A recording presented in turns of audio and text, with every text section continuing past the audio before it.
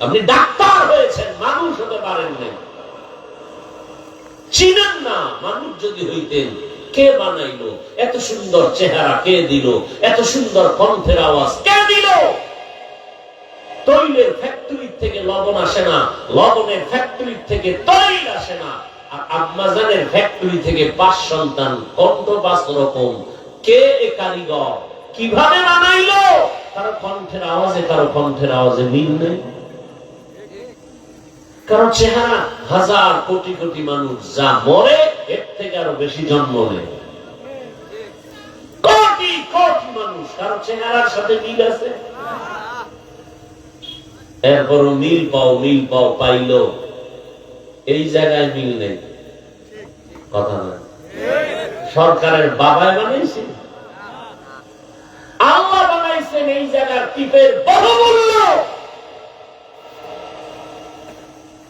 সেই টিপ দিয়া সুদের আইন পাস করো, সেই আঙ্গুলটা ঘুষের আইনের কাজে লাগাও। মানুষ হত্যার পেছনে সে আঙ্গুল ব্যবহার করো।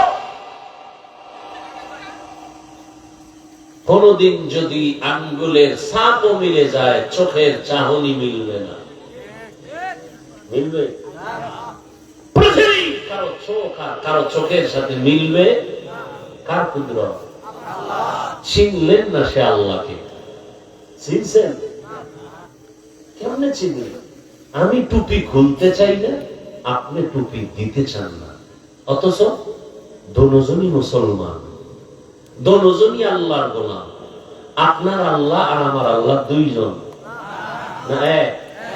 কোরআন, হাদিস, কাবা, কালেমা, সত্যটা বলেন।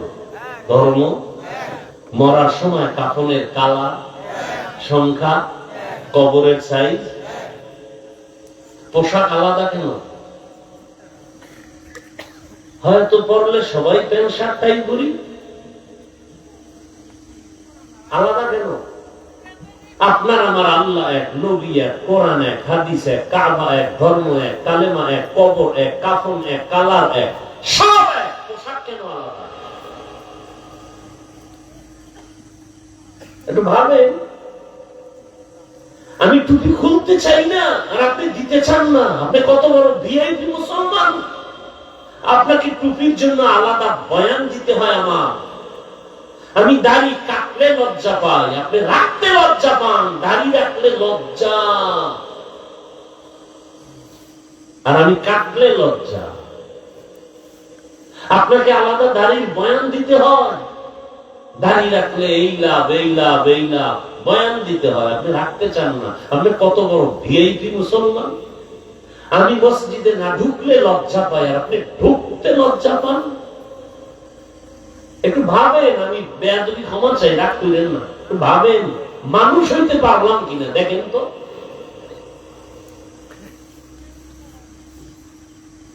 আমি পর্দা না করলে লজ্জা লাগে, আর আপনি পর্দা করলে লজ্জা লাগে।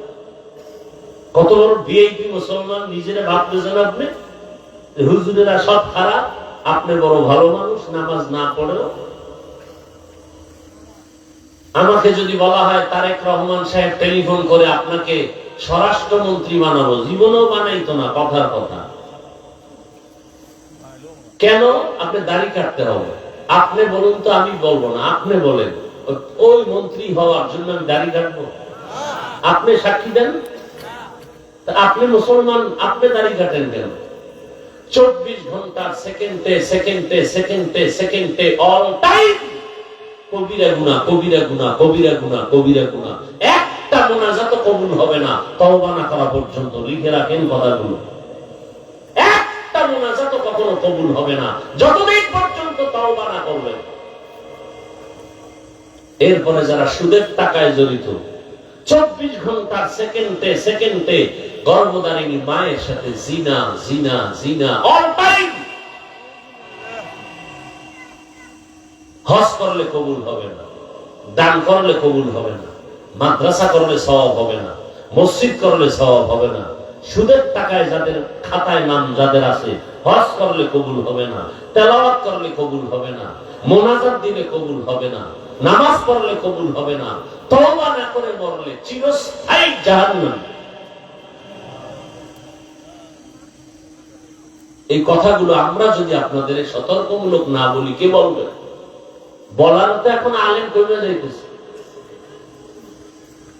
আপনি অন্যায় করেন তাতে কোনো দুঃখ নাই, আমি বইলে একটু সতর্ক করি যে না আমার দোষ, একটু চিন্তা করতে পারেন। আপনি রাগ করতেছেন, আপনি যে অন্যায় করেন এতে আপনি একবারও চিন্তা নেই, দোষ মনে করেন না। আমি আপনাকে সতর্কমূলক বয়ান করি কেন, আপনি এটাকে অনেক দোষ মনে করতেছেন। তাহলে আমাকে আলাদা বয়ান শিখাই দেন, কোরআন হাদিস ছাড়া বাইরের কি বয়ান আছে বলেন, সেটা করি। কি কোরআন হাদিসের বাইরে বয়ান কি আছে বলেন? কোরআন হাদিস কি সুদখোরের পক্ষে? সত্যটা বলেন, মিথ্যা বলার দরকার নেই। কোরআন হাদিস বেনামাজির পক্ষে? তো কোরআন হাদিস দিয়ে বয়ান করলে তো বেনামাজির বিপক্ষেই যাবে, সুদখোরের বিরুদ্ধে যাবে। সত্য কথা। আপনি অন্যায় করেন, আপনার সুযোগ যখন শুনছেন, আপনার কাজ হলো তওবা করা। আল্লাহ, ওই কয়েক মাস আগে, বেশি দিন হয় না, সেনাবাহিনীর চাকরি চাইলে এসে যুবক কয় মোনাজাতের পরে, হুজুর দোয়া করেন। দাড়ি রাখছি, বয়ান শুনছি, নামাজও করি, চাকরিও ছেড়ে দিছি। কিসের চাকরি? সেনাবাহিনী। কেন? এই মুহূর্তে 5 তারিখের পরে সেনাবাহিনীর যেই দাম, মূল্য, না আমাকে বারবার উপর থেকে চাপ দেওয়া হচ্ছে, দাড়ি কাটো, দাড়ি কাটো। আমি বলছি চাকরি ছাড়বো, দাড়ি কাটবো না। সেও মানুষ, সে হুজুর না, কিন্তু আপনাদের লাইনের, জেনারেল লাইনের মানুষ। কিয়ামতের দিন তো আল্লাহ আপনাদের দিয়ে আপনাদের সোজা করবে। ব্যবসায়ীকে বলবে, তোর মতো ব্যবসায়ী লোক দেখতো 5 ওয়াক্ত নামাজ পড়ছে দাড়িওয়ালা, তুই পারো না কেন? আমি হুজুর টুজুরের দরকার নাই, এই জন্য শুরুতে বলছি আমি কাউকে হুজুর বানাইতে আসিনি। আপনারা হুজুর হন, একবারও বলবো না, বরং আমি বলবো ডাক্তার হন, ইঞ্জিনিয়ার হন, প্রফেসর হন, ব্যবসায়ী হন, এমপি হন, বেয়াদব হইবেন না। এগুলো আমার টোটাল বয়ানের মূল কথা। এমপি হবেন, বেয়াদব হবেন না। চেয়ারম্যান হবেন, বেয়াদব হবেন না। ডাক্তার হবেন, বেয়াদব হবেন না। আমার টোটাল বয়ানের ফলাফল এই কথা। আমি একবারও বলবো না তাবলীগে যান, পীর সাহেবের কাছে যান, একবারও বলবো না। ওটা আপনার বিবেক আর ইমানের তাগিদে আপনি যাবেন কিনা সেটা আপনার ব্যাপার। আমি বলবো আপনি ডাক্তার হন। আমার দেশে আলেম, মাওলানা, মুফতি, মুহাদ্দিস, বক্তার অভাব নাই, কিন্তু আমার দেশে আদর্শবান ডাক্তারের অভাব।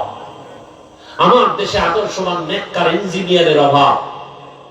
আমার দেশে আদর্শবান নেককার এমপি, মন্ত্রী, ওসি, ডিসি, এসপির অভাব।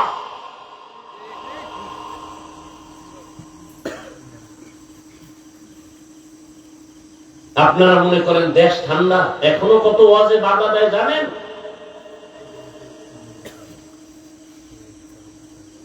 আমি চিন্তা করছি একবার ইচ্ছা রকম মাহফিলের প্যান্ডেলে ধুইয়া দেব, চিন্তা করলাম না, আরেকটু ধৈর্য ধরি, আমার মাহফিল বন্ধ করবে সাহসটা কার?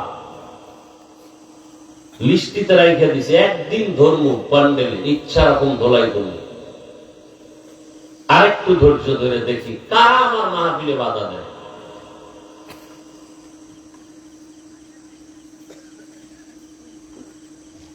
যে বাধা দিবে ওই ওসি, ওই প্রশাসনের কেউ জড়িত থাকলে নাম গোষ্ঠী শুদ্ধা, এরপরে আমি ধর্ম প্যান্ডেলে। আমি এখনো ধৈর্য ধারণ করতেছি। ওই প্রশাসনের ব্যক্তিকে যে বলবে ওয়াজ করতে দেয়া যাবে না, তাকে চিহ্নিত করতে হবে গোটা দেশের মধ্যে, যে আসলে প্রশাসনের নামে সে দালাল হয়ে বসে আছে। চিহ্নিত করতে হবে এদেরকে। আল্লাহ কোরআনের মাহফিলে বাধা দিবে, ও এই দেশে থাকার অধিকার রাখে না। নাম শুদ্ধ বলবো, অধৈর্য ধারণ করতেছি।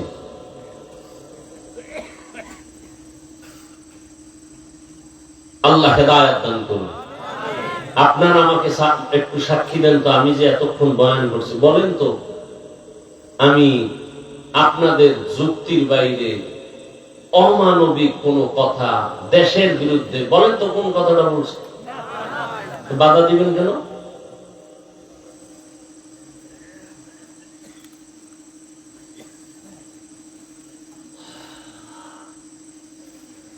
দেশের পক্ষে জীবন দিছি আমরা। করোনার সময় বলেন, সত্য কথা সাক্ষী দেন, সবাই মাস্ক লাগায় ঘুরছেন, বাবায় মারা গেছে, ছেলে কাছে যায়নি। কি সেই সময় শত শত করোনার লাশ আমাদের টুপিওয়ালারা কাঁধে নিয়ে গোসল করায় জানাজা দিয়ে কবরে রাখছে। একজন হুজুরও করোনায় মরে নেই। আর সেই হুজুরদেরকে আপনারা বাধা দিবেন? তাহলে কি আন্দোলন করলেন, কি স্বাধীন করলেন?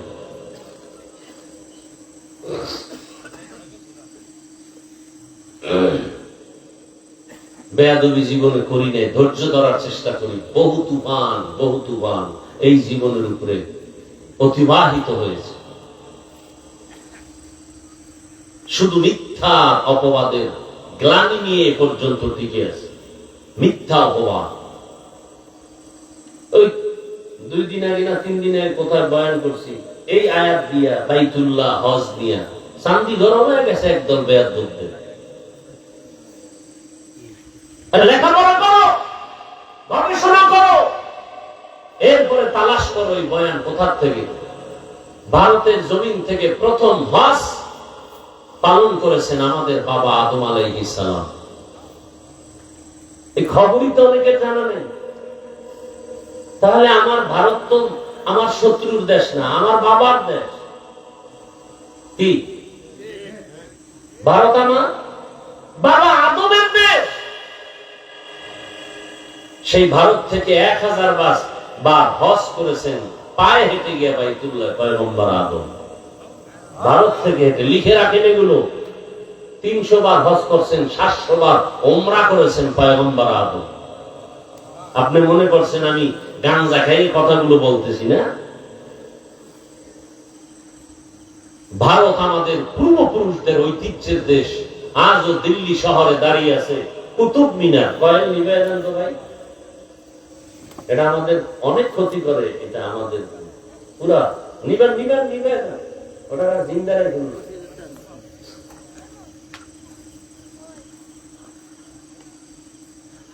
কি কথা বলতেছিলাম ভাই? কুতুব মিনার দাঁড়িয়ে আছে দিল্লি শহরে, জানেন কেউ? কুতুব মিনারের ইতিহাস জানেন? একটা লোকের মাথার চুল বড়, চুলের মধ্যে উকুন হয়েছে, তার মানে তার কল্লা কেটে দাও। এই বিচার না উকুন ফালাও? কথা বলেন না কেন? উকুন ফালাইতে গিয়ে প্রয়োজনে চুল কেটে দাও, কল্লা কাটবে? স্কুলে একটা অন্যায় করছে, ওই অন্যায়কারীকে ধোলাই করো, শাস্তি দাও, পুরো স্কুল বন্ধ করে দেয়। এটা কোন নিয়ম? যে অপরাধ করবে সে অপরাধীর শাস্তি চায়। কিন্তু ইতিহাস ভুলাইয়া দিয়া এরপরে উল্টা পাল্টা করবেন। 200 বছরের মতো ব্রিটিশ বেঈমানেরা ভারতকে দখল করেছিল, যেই ভারতে হাজার হাজার আলেমকে ফাঁসি দিয়া রাস্তায় রাস্তায়, কলকাতা, দিল্লি ফাঁসি দিয়ে আলেমের লাশ ঝুলাইছে। সেই ঐতিহ্যের কথা আমরা বলবো না? বাদশাহ শাহজাহান তাজমহল আছে না, আমাদের ঐতিহ্য না? সারা দুনিয়াতে মুফতি সাহেবরা ফতুয়া দিতে, ফতুয়ায় আলমগীরি তালাশ করে। শাহজাহান, তার সন্তান আলমগীর, আকবর, এদের ইতিহাস, মোগলদের ইতিহাস, তুর্কি শাসনের ইতিহাস, গোটা দুনিয়াতে বর্তমানে যত ইসলামের খেদমত চলে সব খেদমতের পাওয়ার হাউস ভারতে। দেওবন্দ অস্বীকার করা যাবে? এখন আপনি বলবেন আমি ভারতের দালাল। আমি বলবো তোমার 14 গোষ্ঠী দালাল। সত্যকে সত্যই বলতে হবে, মিথ্যাকে মিথ্যাই বলতে হবে। কি হেদায়েত পাইয়া লাইছেন নি কেউ? হ্যাঁ, খারাপ লাগতেছে না? এখনো ঢুকি নাই সেই বয়ানের মধ্যে, এর মধ্যে শুরু হয়ে গেছে জ্বালা।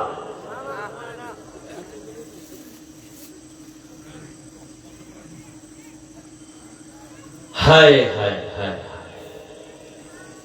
আর 2-4 মিনিট দেখবো আপনাদের ধৈর্য, এরপর আমি মোনাজাত দিয়ে নেমে যাব। এটা আমি দেখলেই টের পাবো, আপনার না বলতে হবে না। ধৈর্য থাকলে আরো বয়ান চলবে আরো আধা ঘন্টা, আর যদি দেখি না ধৈর্য নাই তো আমি দেখবো এখান থেকে তাকায় উঠা বসা করলেই মোনাজাতটা দিয়ে নেমে যাও। কারণ জোর করে বয়ান শুনানের জিম্মা আল্লাহ আমগো দেন না।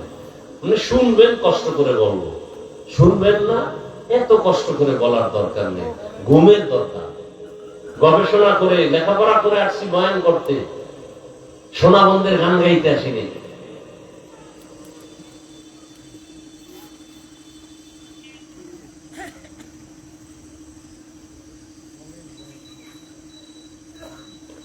আল্লাহ, যারা আলেম না এরা আলেমের ভুল ধরাও ভুল, এই কথাটা মনে রাখবেন। যারা আলেম না তারা আলেমদের পেছনে ভুল ধরাও ভুল, আজীবন মনে রাখবেন। আলেম যদি উল্টা পাল্টা করে ধরার মতো আলেম এদেশে নাই, তা আপনারা তো অ্যালার্জি কেন?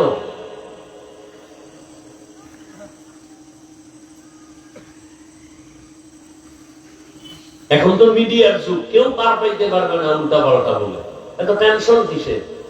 শুধু শুধু আপনি ফেসবুকে উল্টা পাল্টা লেখে আপনি কেন গুনাহগার হন? কি দরকার? ক্ষতি তো আলেমের হয় না, আপনার হয়।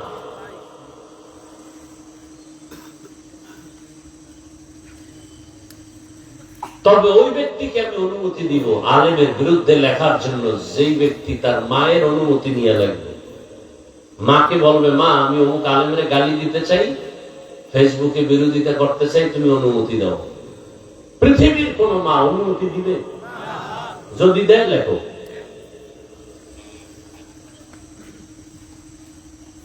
সামনে আগাবো বয়ান। إن أول بيت وضع للناس للذي ببكة مباركا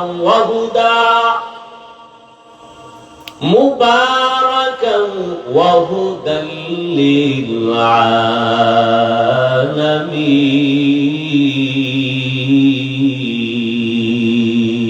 للعالمين।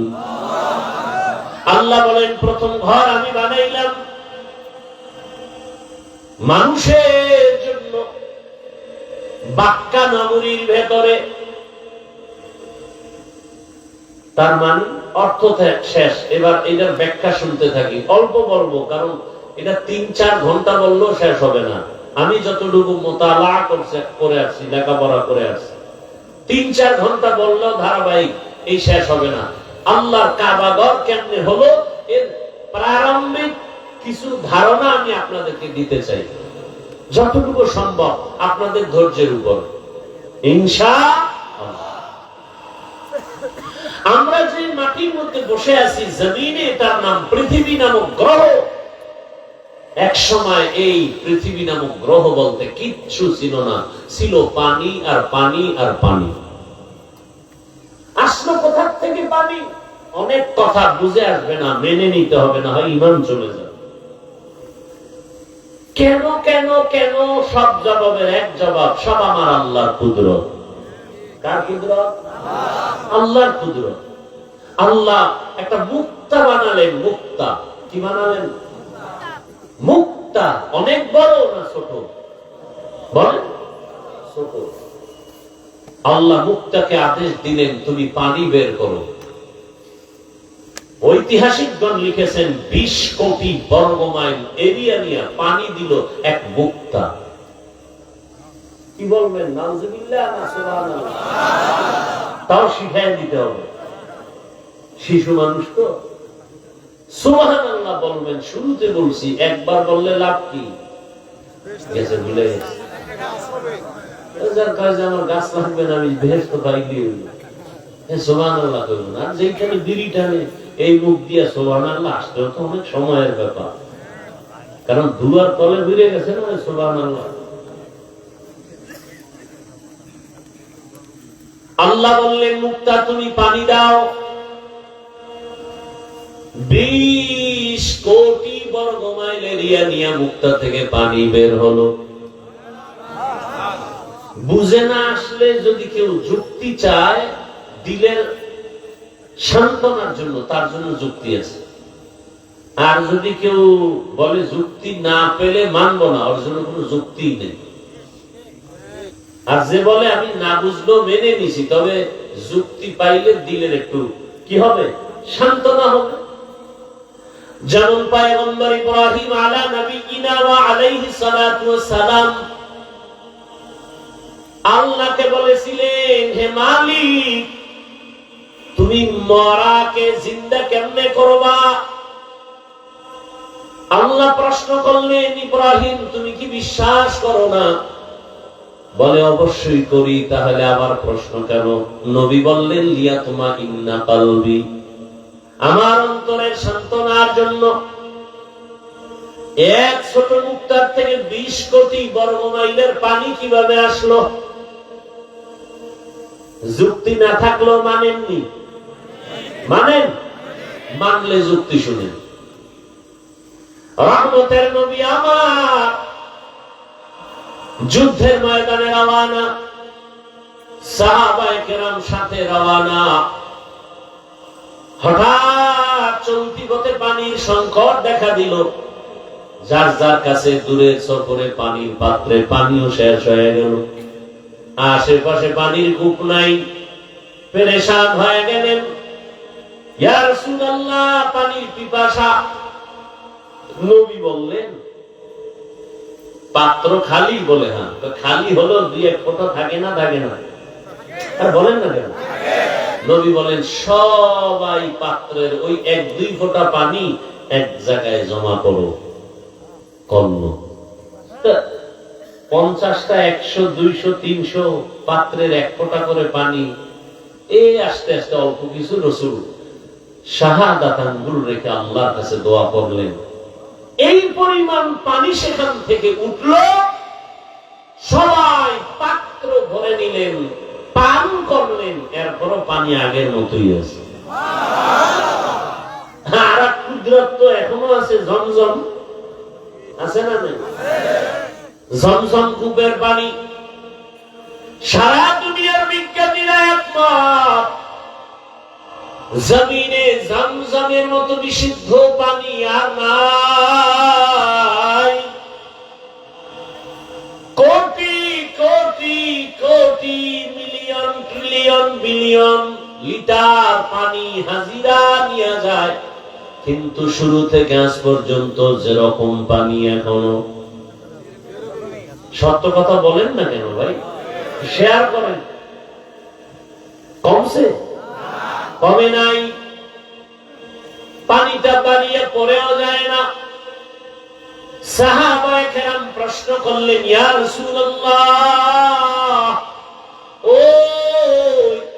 জমজম কূপের তলা কোথায়? রহমতের নবী বললেন, জমজম কূপের তলা হলো হাউজে কাউসারের সাথে লাগানো।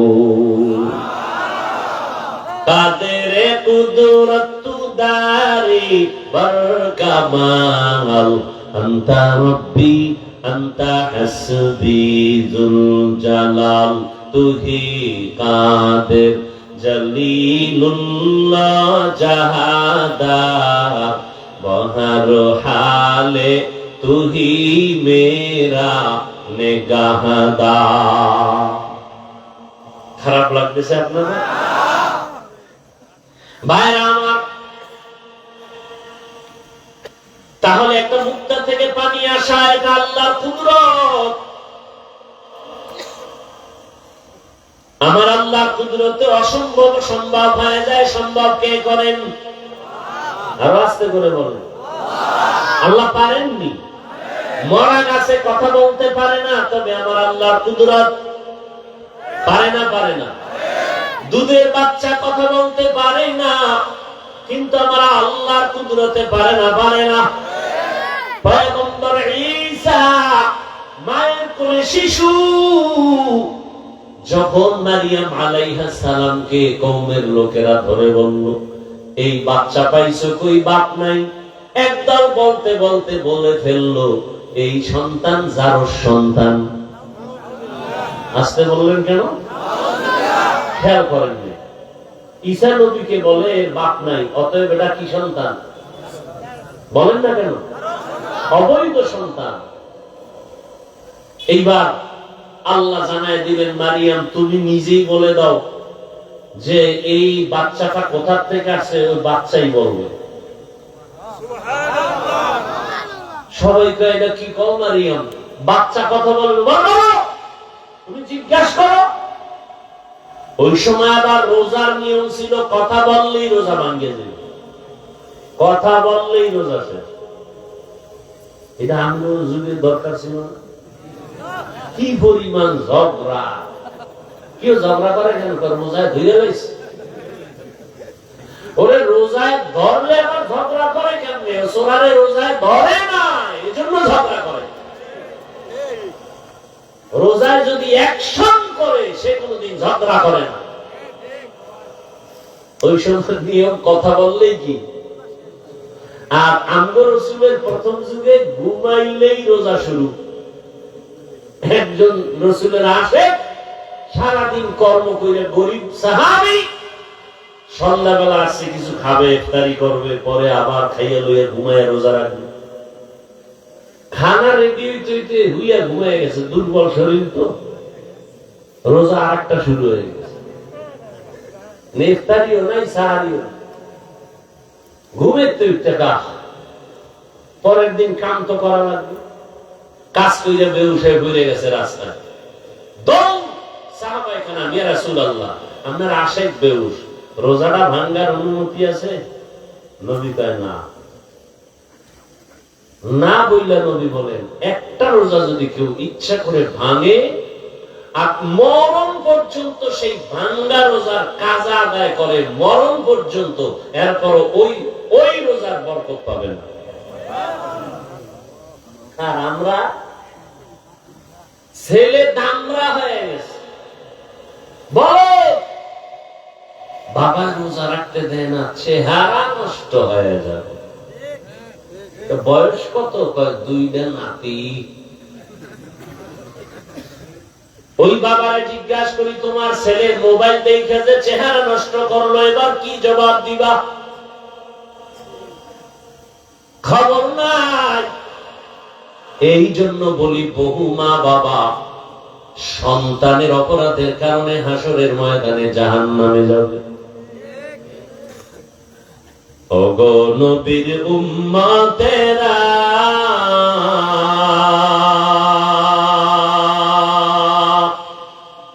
হয়ে আজি দিশাহারা,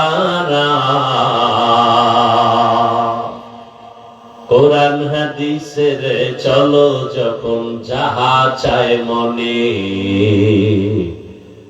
নবী বিনে কে দাঁড়াবে পুলসিরাত মিজানে, নবী বিনে কে দাঁড়াবে পুলসিরাত মিজানে, উম্মতের কান্ডারি নবী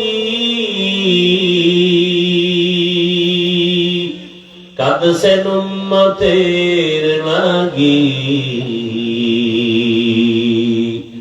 এখনো কাঁদেন নবীজি শুয়ে মদিনার পানে,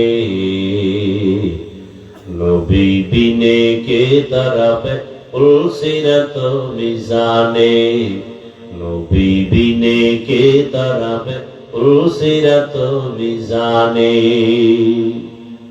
এ নবীর আশিক দয়াময় আল্লাহ আদমকে এখনো বানান নাই, ফেরেশতাদের নিয়ে পরামর্শে বসলেন। ও ফেরেশতা, আমি দুনিয়াতে খলিফা বানাতে চাই, ইন্নী জাইলুন ফিল আরদি খলিফা, এবং তাদেরকে আমি শ্রেষ্ঠ মর্যাদা দান করতে চাই। ফেরেশতারা তোমাদের কি মত? ফেরেশতারা জানতে চাইলেন, হে মালিক, যেই জাত বানাইবা তাদের আদর্শ কেমন হবে?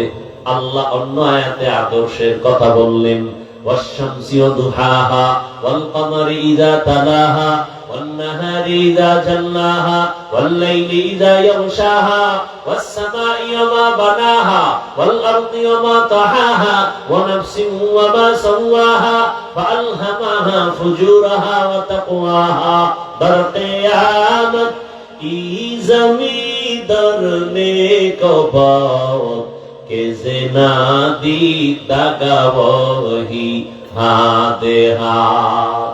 এমন জাতি আমি বানাবো, এরা চাইলে নেক করবে, চাইলে খারাপ কাজ করবে, গুনাহ করবে। ফেরেশতারা বললেন নাহনু নুসাব্বিহু বিহামদিকা ওয়া নুকদ্দিসু লাক, হে মালিক তোমার প্রশংসা, তোমার গুণগান বয়ান করার জন্য তো আমরাই যথেষ্ট। এটা ছিল সরাসরি প্রশ্ন, মনে মনে আবেগ ছিল, শ্রেষ্ঠ হলে তো আমরাই হব, অপরাধ দ্বারা করে এরা তো শ্রেষ্ঠ হতে পারেই না। আল্লাহ কি জবাব দিলেন? ইন্নী আ'লামু মা লা তা'লামুন,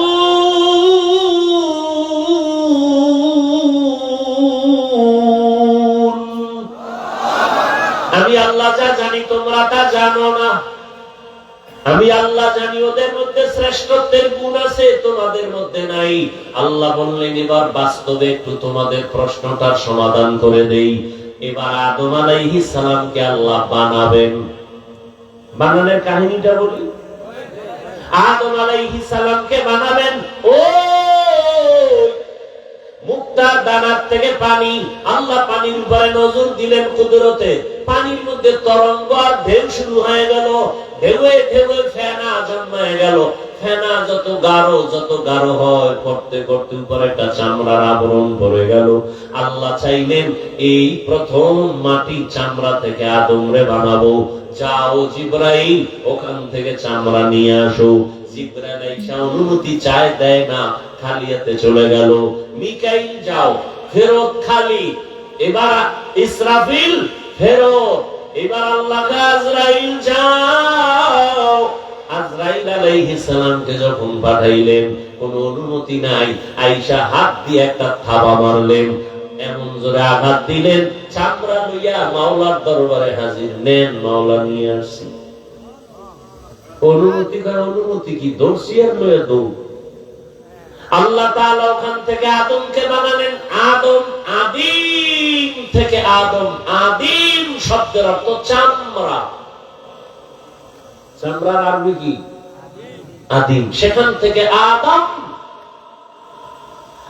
আল্লাহ পাক রব্বুল আলামিন পৃথিবীর গ্রহের প্রথম অংশ থেকে আদমকে বানাইছেন। তাহলে এটা আমাদের জন্মভূমি বাবার, বুঝেননি? আমগো বাবা জন্মভূমি কই? কি বলতেছি? কই? বাইতুল্লাহ। আর না, ওই বাইতুল্লাহ যেখানে না, এটা হলো পৃথিবীর মধ্যখান। ওই জায়গায় পানি, ওখানে চামড়া। ওখান থেকে আল্লাহ নিয়ে নিছেন আজরাইলের দ্বারা। সেই চামড়া থেকে আদমকে বানায়া আল্লাহ কয় জান্নাতে ঘুমাও। এমন ঘুম দিছে, জান্নাতে আরামের ঘুম। টেলিভিশনের সামনে পাবলিক ঘুমায় না, জুমায় গেলে ঘুমায়। শান্তির বাগান তো, এই জন্য ঘুমায়। জাহান্নামের প্যান্ডেলে গেলে ঘুম নেই। হ্যাঁ, আরো শরীর চাঙ্গা দেয়। আদম নবী ঘুমাইলেন। আদম নবীর পৃষ্ঠের উপরে আল্লাহ কুদরতে হাত লাগাইলেন, তো পিপিলিকার ন্যায় সব রূহ আল্লাহ তৈরি করে ফেললেন এবং আম্মা জান হাওয়াকেও বানায় ফেললেন। ভাইরা আমার, আর আদমরে বানাইয়া ফেরেশতার সামনে হাজির করে আল্লাহ বললেন, ফেরেশতারা সব মাখলুকাতের নাম বলো। কয় পারি না। আল্লাহ কয় আদম বলো। আল্লামা আদম আল আসমাআ কুল্লাহা। আদম নবী সব বলে ফেললো। সাথে সাথে ফেরেশতারা বলল মাপ চাই। রব সুবহানাকা লা ইলমা লানা ইল্লা মা আল্লামতানা ইন্নাকা আনতাল আলিমুল হাকীম। ও আল্লাহ, আপনি যা শিখাইবেন সেই ইলম পাবের বাইরে পাবো না। মনে মনে যে ভাবছিলাম আমরা শ্রেষ্ঠ হব, এটাও ভুল হয়ে গেছে। আল্লাহ মাফ করে দাও। ডাইরেক্ট ক্ষমা চায় না, ক্ষমার মধ্যে একটা ওসিলা পেশ করলো, আমল। ওসিলা দিয়ে দোয়া করা বলে বেদাত। আর আমি ঘোষণা করে গেলাম ওসিলা পেশ করে দোয়া করা সুন্নাত। লিখো, ওসিলা পেশ করে দোয়া করা সুন্নাত। ফেরেশতারা কি ওসিলা পেশ করলেন? আমল। কি আমল? এখান থেকে আমরা যে নজর দিলে দেখি আসমান, এখান থেকে বিজ্ঞানীরা বলে 500 বছরের দূরত্বে খালি জায়গার নাম মহাশূন্য। নবী বলেন আমি মেরাজে গেলাম, প্রথম আসমানে 2টা দরজা আছে, দোনো দরজায় নূরের তৈরি তালা লাগানো। কয়টা তালা? ভেতরে দারোয়ান। জিবরাইল আমিন সাথে গেল, কয় দরজা খোল। ভেতরের দারোয়ান বলে মান আনতা, কে তুমি? বলে আনা জিবরাইল, আমি জিবরাইল। ওমান মাআক, তোমার সাথে কে? বলে হুয়া মুহাম্মদ সাল্লাল্লাহু। দরজা খোল। কয় আমার কাছে চাবি নেই, আমি তো ভিতরে। চাবি কই? কয় মুহাম্মদের কাছে। আবারও আসতে, মুহাম্মদের কাছে চাবির নাম কি? বলে ইসমে আযম। বিসমিল্লাহ বললেই তালা খুলে যাবে। রহমতের নবী বিসমিল্লাহ বললেন, নূরের তালা খুলে গেল। নবী বলেন আমি ভেতরে ঢুকলাম। আদম, আরে প্রথম আসমানে গিয়া দেখা হলো একজন নবী, ওখানে ঘুরে ঘুরে সব দেখা আদম নবীর সাথে মোলাকাত। এর উপরে চলে গেলাম, আবার দেখি প্রথম আসমানের আর দ্বিতীয় আসমানের মাঝখানে ফাঁকা জায়গা, 500 বছরের দূরত্ব। আবার দ্বিতীয় আসমানে গিয়ে দেখলাম 2 দরজা, নূরের তালা লাগানো। জিবরাইল কয় দরজা খোল। প্রশ্ন আসলো নতুন দারোয়ান, মান আনতা, কে তুমি? বলে আনা জিবরাইল। ওমান মাআক, তোমার সাথে কে? বলে হুয়া মুহাম্মদ। দরজা খোলো। কয় চাবি নেই আমার কাছে, চাবি মুহাম্মদের কাছে। কি? বিসমিল্লাহ। সাথে সাথে তালা খুললো। নবী বলেন এইভাবে যাইতে যাইতে যাইতে যাইতে 7 আসমানের উপরে গিয়া দেখি ওখানে একটা কাবা বানানো, নূরের কাবা, নাম হলো বাইতুল মামুর। 70,000 ফেরেশতার কাফেলা মুহূর্তে মুহূর্তে তাওয়াফ করে। আজকে যারা সিরিয়াল পাইছে, কিয়ামতের আগে আর তাদের দ্বিতীয়বার সিরিয়াল আসবে না, এত বেশি ফেরেশতা। আর আস্তে করে বলেন। এবার নবী বলেন এই বাইতুল মামুর ফেরেশতারা তাওয়াফ করে। হ্যাঁ, গিয়ে দেখলাম আমার জাতির পিতা আব্বা জান ইব্রাহিম টেক লাগাইয়া আল্লাহ তাসবিহ তাহলিলে মশগুল আছেন। ফেরেশতারা কয় হে মালিক, ও বাইতুল মামুরের তাওয়াফটাকে ওসিলা বানাইয়া ক্ষমা চাই, তুমি মাফ করে দাও। এবার আল্লাহ কয় তোদের মধ্যে গুনাহ করার স্পিরিট দূরের কথা, তোরা তো গুনাহ চিনই, এরপরেও যেহেতু স্বীকার করছো ভুল, আবার ক্ষমা চাইছো, আবার তাওয়াফের ক্ষমার ওসিলা বানাইছো, তাহলে আমি যেই গোলাম দুনিয়ায় বানায় পাঠাবো এরা তো চাইলেই গুনাহ করবে, চাইলে দাড়ি কেটে ফেলবে, চাইলেই গুনাহ করবে। এদের জন্য তো একটা আমলের ওসিলা পেশ করার ব্যবস্থা করা দরকার। আল্লাহ কয় জিবরাইল যা, ওই আদমরে যেখান থেকে নিয়ে আসি ওই জায়গা নির্দিষ্ট করে রাখ, আমি ওখানে তোমার দিয়া ঘর বানাবো বাইতুল্লাহ। আর সাক্ষী থাক, ওই ঘর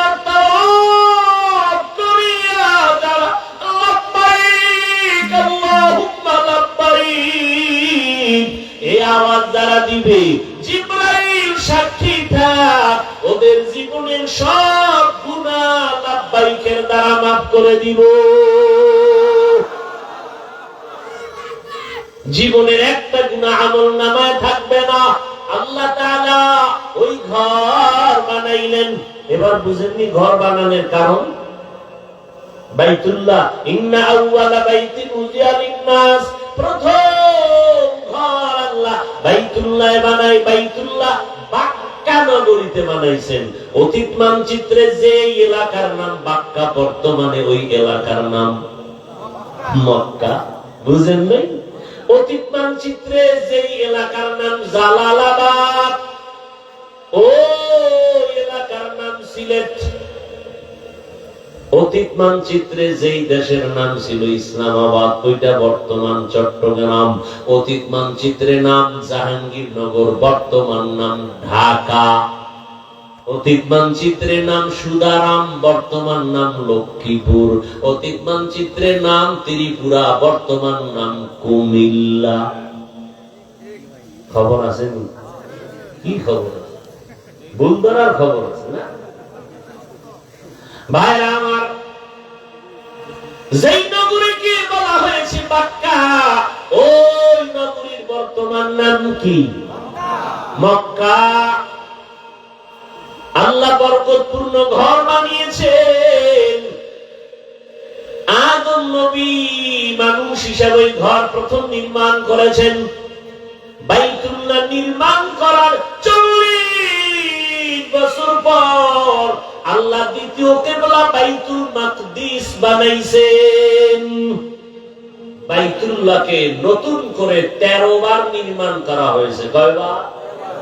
খালি বানানের ইতিহাস বললে তো রাত শেষ। ফেরেশতা জিবরাইলের দ্বারা, আদম নবীর দ্বারা, শীষ নবীর দ্বারা, এরপরে ইব্রাহিম নবী, নূহ আলাইহিস সালাম, আদম নবী দুনিয়াতে আসার 600 বছর পর আদম নবী চলে গেলেন। মূর্তি পূজা শুরু হয়ে গেল 600 বছর পর। এইবার মূর্তি পূজা করতে থাকলো গোটা দুনিয়ার মানুষ 600 বছর। টোটাল 1200 বছর পর যখন দুনিয়ার হায়াত হলো, খালি পূজা পূজা, একটা মানুষও মূর্তি সামনে না নিয়ে পূজা করনেওয়ালা সারা কেউ নাই। আল্লাহ সেই সময় নূহ নবীকে জমিনে পাঠাইলেন। নূহ আলাইহিস সালাম 950 বছর দাওয়াত দিলেন, ঘুরে ঘুরে মূর্তি পূজা বন্ধ করো, এক আল্লাহর ইবাদত করো। মাত্র 950 বছরে 40 জন মূর্তি পূজা ছাইরা এক আল্লাহর ইবাদতের জন্য রেডি হলো। আল্লাহ জানায় দিলেন, ও নূহ, আর দাওয়াত দিয়া কাজ হবে না। এই 40 জন ছাড়া একটাও আর আমার ইবাদতে আসবে না। আল্লাহর নবী কয়, যদি না আসে দিনে মাইরা ভালো। যদি আর না আসে, 900 বছর দাওয়াত দিয়ে মাত্র 40, এরপরে তুমি আবার কয় একটা হইতো না, এদিকে মারো। আল্লাহ কোরআনে তাও বলে দিলেন, আলা নূহুর রাব্বি লা তাযার আলাল আরদি মিনাল কাফিরিনা দাইয়ারা ইন্নাকা ইন তাযারহুম ইউদিল্লু ইবাদাকা ওয়া লা ইয়ালিদু ইল্লা ফাজিরান কাফারা। আল্লাহ কয় মাইরালাম, দোয়া কবুল, দোয়া কবুল। কিন্তু মাইরালাম যে তোর 40 জন এদিকে মারা যাইব না। আল্লাহ কয় তাহলে একটা কিস্তি বানাও। কি বানাও? কিস্তিতে আপনারা কি করেন? এটা তওবা করেন, বলেন আস্তাগফিরুল্লাহ। আর জীবনে নৌকা কইবেন, এটা কি আওয়ামী লীগের নৌকা পেয়েছেন? হ্যাঁ, আচ্ছা 40 জন মুমিন। এরপরে আল্লাহ কইলো এমন একটা কিস্তি বানাও, অন্যান্য প্রাণী এক জোড়া, হাতি এক জোড়া, গরু এক জোড়া, মহিষ এক জোড়া, ছাগল এক জোড়া। বাংলাদেশে একটা নৌকা পাইবেন নিজে 40 জন বইবেন, আর এক জোড়া হাতি, এক জোড়া মহিষ। নৌকা আছে না বাংলাদেশে? সারা দুনিয়ায়। এটা নৌকা করলেন কেন? মুখে আইসে আর বইলা দিচ্ছে এটা কি নৌকা? কি হবে? বাংলা কোন? জাহাজ। কি হবে? বলেন কি হবে? জাহাজ। বিশাল জাহাজ বানাইলেন, জাহাজ বানাই উঠলেন। এর ইতিহাস আপনারা জানেন। পানি বন্যা আসলো, সব শেষ, পুরা দুনিয়া শেষ, বাইতুল্লাহ জায়গায় নাই, এটার উপরে আবরণ পরে কিচ্ছু নাই, সব সমান।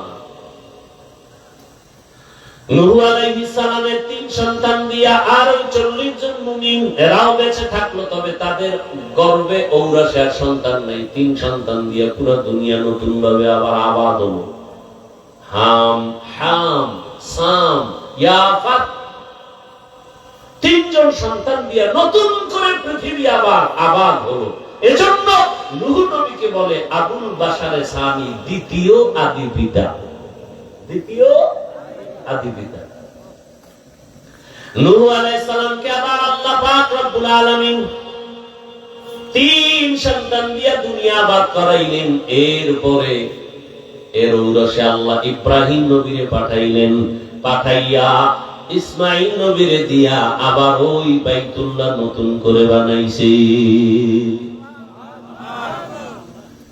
বাইতুল্লাহ ইব্রাহিম নবী বানাইয়া ইসমাইল পাথর আগায় দেয়, আর নবী রাজমিস্ত্রি হয় পাথর উপরে দাঁড়ায় দাঁড়ায় বাইতুল্লাহর দেওয়াল নির্মাণ করে। নির্মাণ করার পরে অবশিষ্ট পাথর থেকে গেল।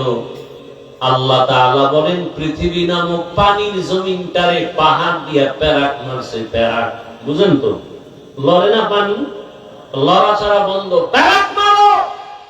পৃথিবীতে প্রথম প্যারাক মারলো কি দিয়া বলেন না কেন? লিখে রাখবেন, প্রথম পৃথিবীর পাহাড়ের নাম জাবালে আবু কুবাইস, বাইতুল্লাহর পাশে জাবালে। এই পাহাড় দিয়ে প্যারাক মারলেন, ইব্রাহিমকে বললেন যাও, ওটা জাবালে আবু কুবাইস না পাহাড়টা পাশে? আরে আর কি আছে? পাহাড় আছে আর কি?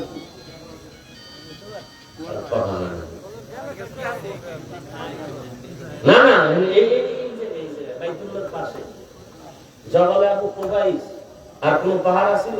এর পাশে হলো সাফা মারওয়া, এর পাশে সাফা মারওয়া। আল্লাহ বললেন যাও, ওখানে যাও। ইব্রাহিম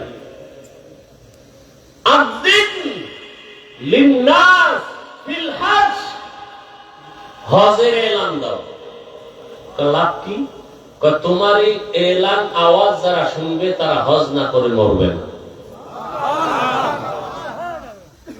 কত দূর যাইব? 3 কিলো। আওয়াজ দেওয়ার দায়িত্ব তোমার, পুরা পৃথিবীতে আওয়াজ পৌঁছাইয়া দেওয়ার দায়িত্ব আমার। ইব্রাহিম নবী আওয়াজ দিলেন, পুরা দুনিয়া কেন, মুফাসসিরিনে কেরাম বলেন মায়ের গর্ভে যে বাচ্চা ছিল ওর কানেও আল্লাহ আওয়াজ পৌঁছায় দিয়েছে। রূহের জগতে যারা ছিল তাদের কাছে আওয়াজ পৌঁছায় দিয়েছেন, এবং আল্লাহ ঘোষণা দিয়েছেন যারা আওয়াজ শুনে লাব্বাইক বলেছে ওরা বাইতুল্লাহর দেওয়াল না ধইরা মরবে না। হজ করতে মন চায়? বেশি বেশি দিনই টানবেন খালি পেটে। কি নামাজ ছাড়া কি আল্লাহ হজে নেবে? টাকার বাহাদুরি করেন না, 5 ওয়াক্ত নামাজ পড়েন, ইশরাক করেন, আল্লাহর কাছে দোয়া করেন, দেখবেন আল্লাহ কবুল করবে। টাকা লাগবে না মিয়া। কে কয় টাকা লাগবে? আল্লাহ কুদরতের অভাব আছে না? কত রিকশাওয়ালা হজ করে আসে না? আরে অভাব নাই, নামাজ পড়ে আল্লাহর কাছে কান্না করেন।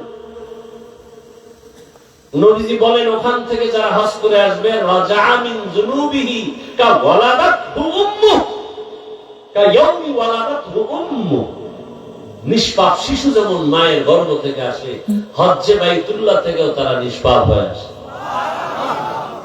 এর মধ্যে কিছু ভুল ভালো আমার মধ্যে প্রচলন আছে। 40 দিনে বাইরে নামাজ, এবং হজের থেকে আইলে একটা হুদা ভাও কথা, 40 দিনে বাইরে যাইব না তো মসজিদে যাইব না।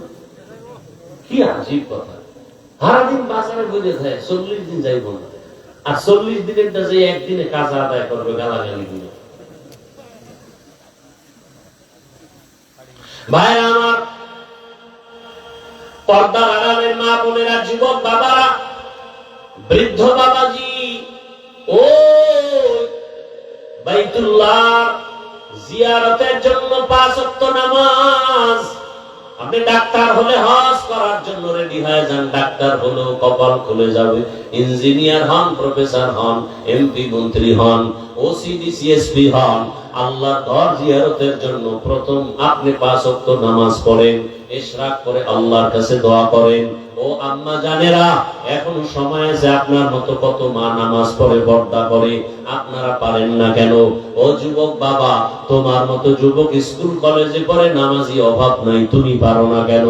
ডাক্তার, প্রফেসর, ইঞ্জিনিয়ার, নামাজি অভাব নাই, পারো না কেন রে বাবা? ও ব্যবসায়ীরা দোকানদারি করেন, নামাজ পড়তে কেন পারেন না? আপনার মতো কত ব্যবসায়ী নামাজ ছাড়ে না, গাড়ি চালায়, নামাজ ছাড়ে না। আল্লাহর কাছে তওবা করেন। জীবনে গুনাহ তো কম করেন নাই, হাতের গুনাহ, চোখের গুনাহ, জবানের গুনাহ, অন্তরের গুনাহ, মোবাইলের মাধ্যমে গুনাহ, কত